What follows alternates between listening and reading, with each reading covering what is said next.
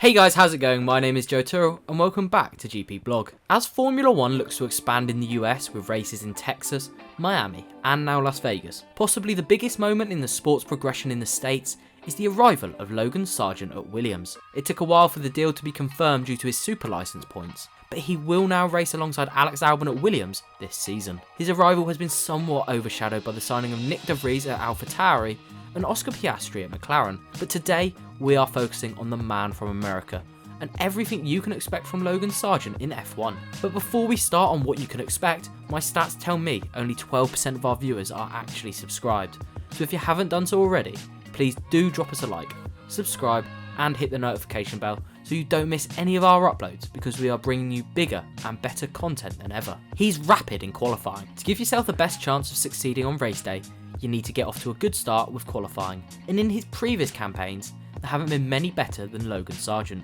During the 2020 Formula 3 Championship, he claimed pole more than any other driver, including 3 in a row at Silverstone and Barcelona. In his first and only full season in Formula 2, he took 2 more pole positions, which was tied for 3rd behind Jack Doohan, who he beat in the championship, and Felipe Drugovich, who was the eventual champion. Now, stepping up to Formula 1, the chances of that happening are extremely slim, especially given the fact he's racing for Williams, possibly the slowest team on the grid. However, if he can be on average within a couple of places of Alex Albon and beat him every now and then you can probably say that's a job well done. Maximum performance.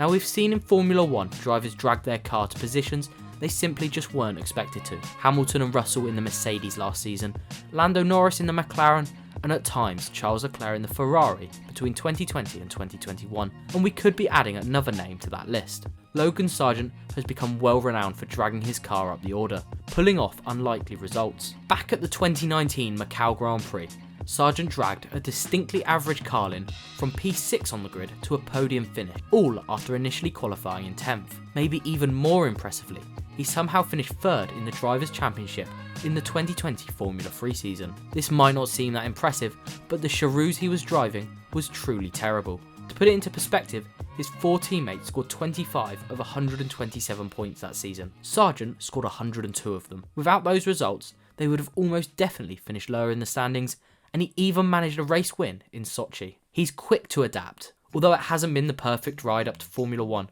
Sargeant is clearly talented if he's making the step up to Formula 1 after just 1 season in F2. His first season in Formula 3 was standout, dragging the Charouz up the field, and although his second season didn't quite go to plan, his step up to Formula 2 can be considered a success. 2 wins, a couple of podiums, and 4th in the standings, it was a good return, and given he's going straight into F1, it's pretty clear he's quick to adapt. Massive support.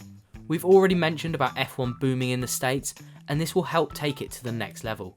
The circuit of the Americas already draws in one of the best crowds. Just imagine that with a US driver on the grid. Add to that 2 more races in America, I actually don't think it's crazy to suggest that Sargeant could be one of the most backed drivers next season. Now, it's hard to say what success would be for Logan Sargeant next season, given the performance of the Williams in recent years and his mixed results through the classes.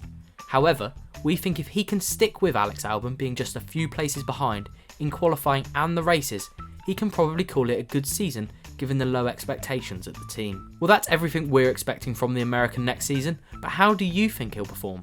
That's all from me this week. I'll see you next time.